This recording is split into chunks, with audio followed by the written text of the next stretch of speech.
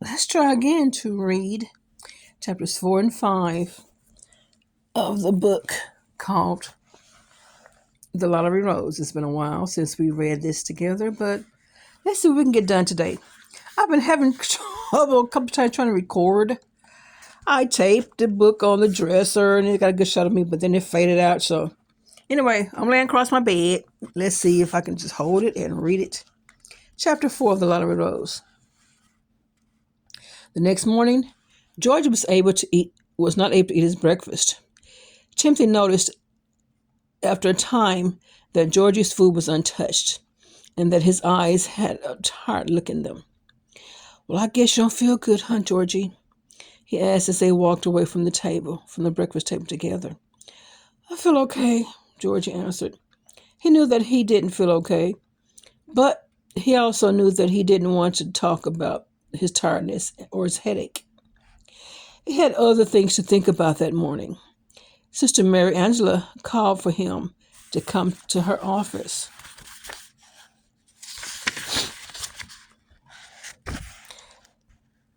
In mid-morning. Georgie, I've been thinking about the rose bush all night. Will you listen to what I am suggesting and try to understand? A slight plan began to take shape in Georgie's mind. It was not quite a lie, almost, but not quite the truth.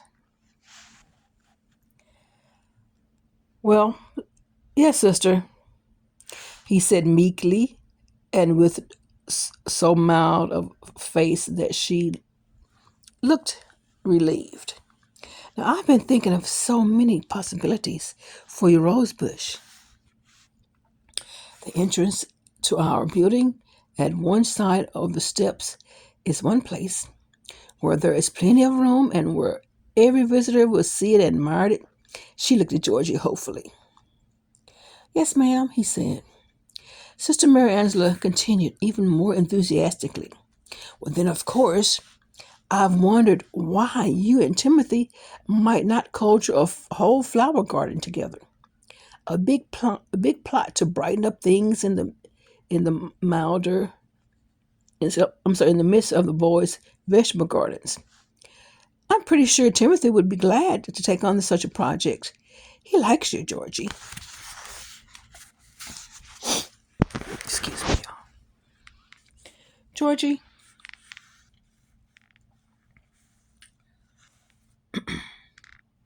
excuse me. Georgie nodded slowly, and Sister Angela's eyes smiled at him. Of course, I like the idea of the bush being right outside your window. But then, if you don't, we'll skip that possibility. But there's a very special place I'll give you if you want it. That's beside the statue of the Blessed Mother, out under the goldenrod trees, and in the corner of our lawn. Your rose would look lovely there, Georgie. Red blooms against the white marble. Oh, can't you see it in your mind right now? Georgie looked at her with the unblinking look that he had given Sister Agnes when he lied about losing the book. I'm sorry, he had given to Miss Ames when he had lied about losing the book. I have to think about these places, sister, he said. He made his voice sound as if he agreed much to much of what she had said. Of course, it would be foolish to decide in a rush. But why don't you look around at these places? I suggested. Take your time. The rose bushes waited all this long. I guess another day or two won't matter. So he saw that Sister Mary Angela looked relieved as he walked with her toward the door of her office. Then he went outside and made his own plans for a visit to the house across the street. And the house across the street is where the mean lady is, and through his bush. She was just really mean. Well, he waited until afternoon when he saw the lady with the golden braids working in the garden beside a bent little man, who, according to Timothy, was old Eddie, Mrs. Harper's gardener. Georgie didn't quite have the courage to face the lady. She might scalp. Hey,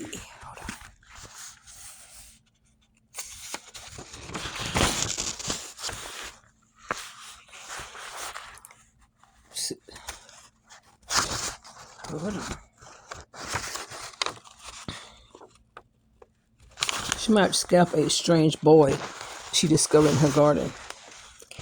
He decided upon a less dangerous approach. Only that morning, he and Timothy had glimpsed a stout brown woman busily wiping down some windows, while an even stouter and younger woman sprawled in one of the lawn chairs and watched her working. "That's Amanda," Timothy had said, pointing out the younger woman. "She's supposed to be the little boy's nurse, but I don't know. I think the grandfather is more of a nurse than she is. We'll call her Coca-Cola Amanda because she drinks Cokes all day long. That's why she's so fat, I guess." Timothy laughed a little at his own gossip. "The older lady is Rosita. She's the housekeeper, and she's Mexican. Rosita's all right. She bakes cookies for us sometimes." And so Georgie went first to see Rosita that afternoon. She gasped slightly when she opened the kitchen door and saw Georgie with his rose bush. "My goodness, little boy. Whatever happened to you?" she asked. Then she noticed the rose bush and her white teeth showed up nicely in her smile. "I don't think we need a rose bush right now," she told him. "Well, could I talk to the lady who owns the garden?" Georgie asked timidly. Rosita shook her head. No, I don't think so. Mrs. Harper's very busy. And I'm pretty sure she'd not like it very well if we bothered her." She stepped inside to a table and came out immediately with an iced cupcake in her hand. "Would you like this?" she asked kindly. Georgie shook his head. "No, I don't feel like eating." "Well, when do you think I could talk to the lady out in the garden?" Rosita's forehead folded. I can't do it too. A little bit. I can fold my forehead. Folded her forehead into her wrinkles. "I don't know, child. You see, Mrs. Harper had lost a boy about your age just a year ago. She shook her head and she was sad. Her face was sad. She ain't up to talking much to other little boys right now." Georgie didn't move. He stood there staring up at her, and his stare seemed to make Rosita nervous. "Well, why don't you go around the front to the screen porch? Mr. Collier is out there. He's our little boy's grandfather. Well, why don't you go around and speak to him?" she asked Georgie, and Georgie had the feeling that she was anxious to just getting rid of him, and she knew that it wouldn't work out because he didn't think it was going to work out. So, as he rounded the corner of the house, Georgie saw beyond the heavy iron gate at the edge of the lawn a sloping path that led down to a lake which lay sparkling like a looking glass in the sunlight. There were trees here and there on both sides of the path, and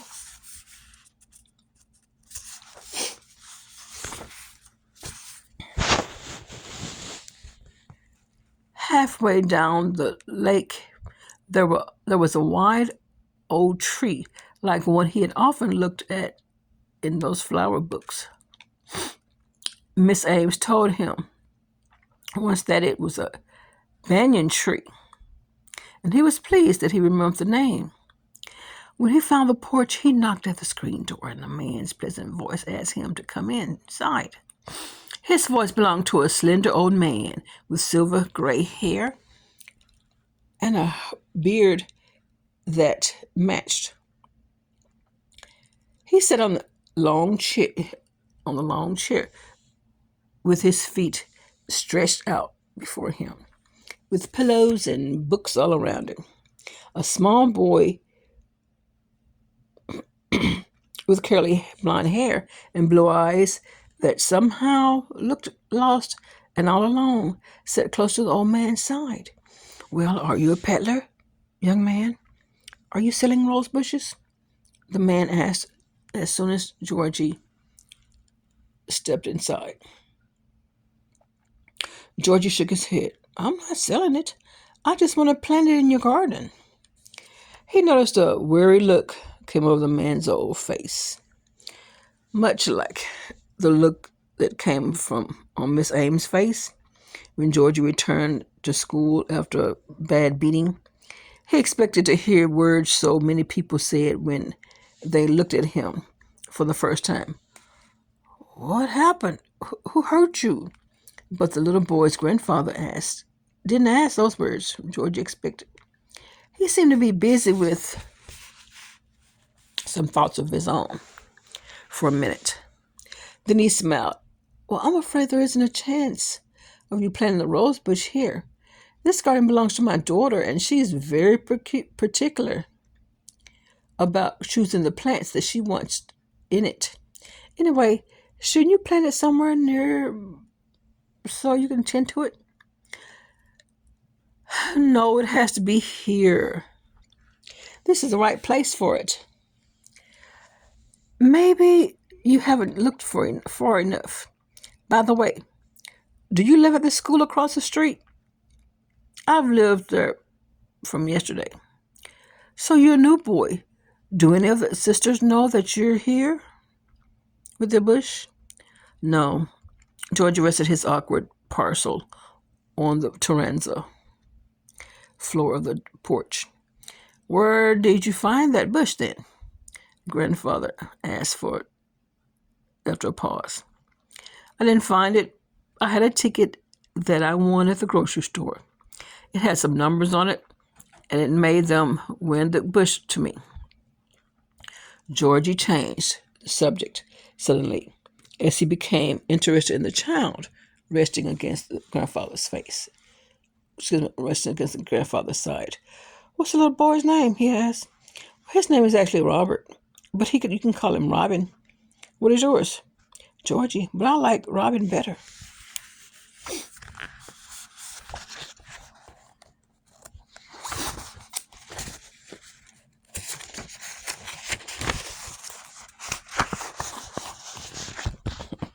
Trying to turn these pages is a bit of a chore. It's kind of tricky. Turn one hand and then hold it in the camera too.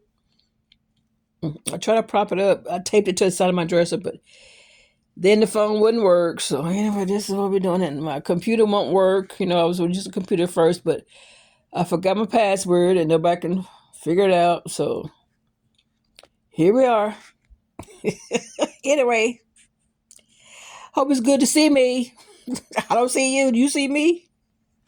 Let's move on, y'all. Y'all know I can be silly and funny sometimes, but anyway, let's move on because I like the book. So we're about one third of our way through. Let's keep going. Well, what makes you say that? Don't he grow right? The father ran his hand across the child's blonde hair.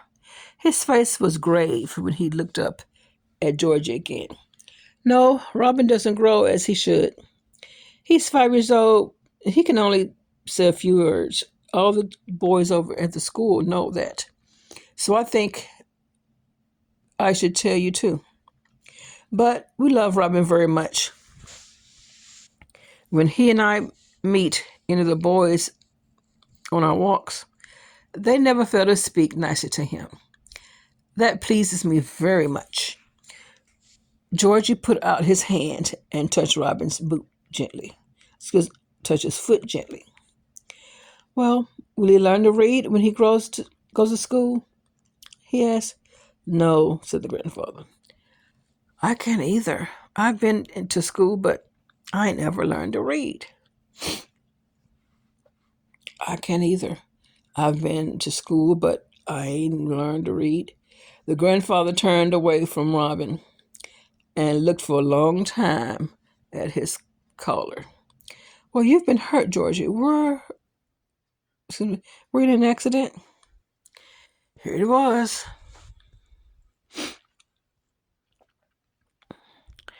The old, the same old question that everybody asked him, and in a minute there would be more, maybe a lot more. Well, no, I just got in a fight with some big kids. See, he's telling the same lie that his mom told him years ago when he was younger that that boyfriend, I forgot his name, that boyfriend would be mad if you told him, so you better just tell him that you got in a fight with some bigger boys. So he's telling the same lie, but people know that's not true. And telling the truth is always the best. Sometimes telling the truth, you have to be careful because the bully, if he knows you telling it, you might get in more trouble. But you should tell somebody the truth who can help you and deal with that bully. Hold on just a moment.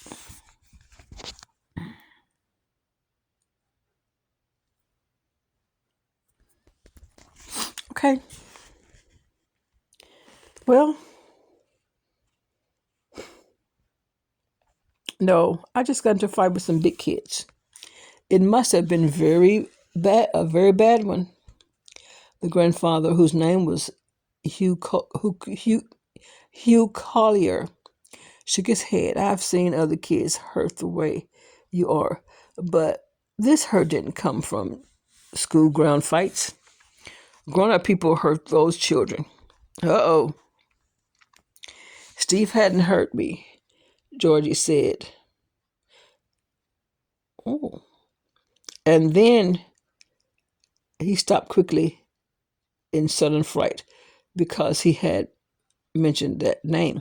You know what?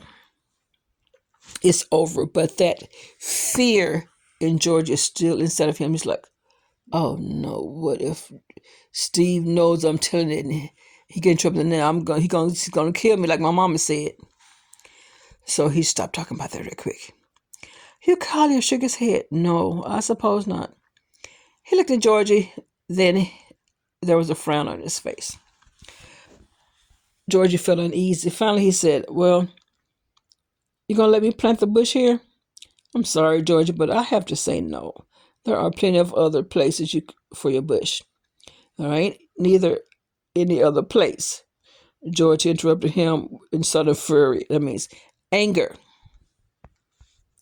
You're a dumb old, well, a dumb old B word, you know what I mean? Bass, and you don't know what you're talking about. His voice broke, half sobbing and half screaming.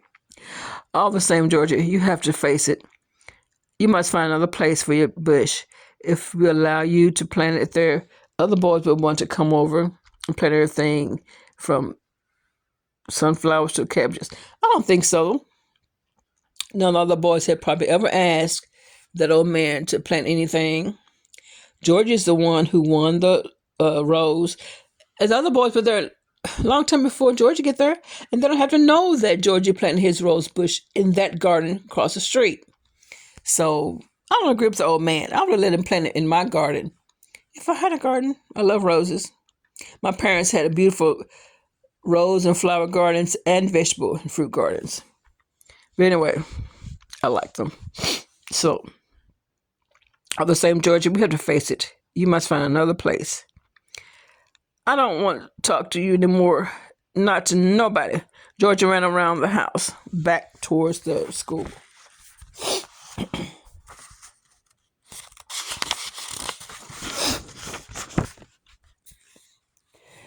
The school choked back toward the school, choking with tears. Rosita came out on the back porch, and Georgie heard her say, what on earth?" But he didn't speak or look at her. At 5 o'clock, he didn't go to his supper. As at 6, he once again did not go to vespers. Timothy found him at dusk, sitting on the street curb, facing the Harper's garden. He's probably just still hoping, wishing, dreaming of putting it you know, Rosebush up there. Timothy was plainly out of patience with him. Georgie, don't you try to do the right things here at all. Sister Mary Angela was worried when you didn't come to supper. Last night you didn't you didn't meet me where I told you to, and now tonight. He broke off suddenly. Where have you been, Georgie? Just tell me that. He ain't, I ain't been nowhere, Georgie muttered. You're acting mean, Timothy said, but his voice was for far more, excuse me, was for more reason milder. For some reason milder. I mean, and I'm dumb. Leave me alone, will you? Georgie glared at Timothy as he had glared at the gray-haired man across the street. Sure, sure, I'll leave you alone. Timothy shrugged indifferently. But then, lots of kids around here are mean and dumb. I am myself sometimes, he added, and his words sounded proud. Georgie closed his eyes for a few seconds. His head ached, worse than ever, and someplace across his back throbbed. You know why that back is still hurting? Because of that boyfriend, Steve. I think his name was Steve. Beat him, you know, just viciously. And that's why he had to go to jail. So anyway, he wanted to crawl into the cool bed where he slept for the night before and lie in the dark where no one could see him. He knew that he couldn't, though. There were things he had to do before he could rest comfortably. Well, does your arm hurt you, Georgie? Timothy asked after a while. No. Well, how did it get hurt? A big kid hit me when we had a fight. He looked at Timothy with dull eyes. I thought Sister told me you told you not to ask questions. Well, don't you want to go inside and get something to eat? Timothy asked, refusing to be angered again. Well,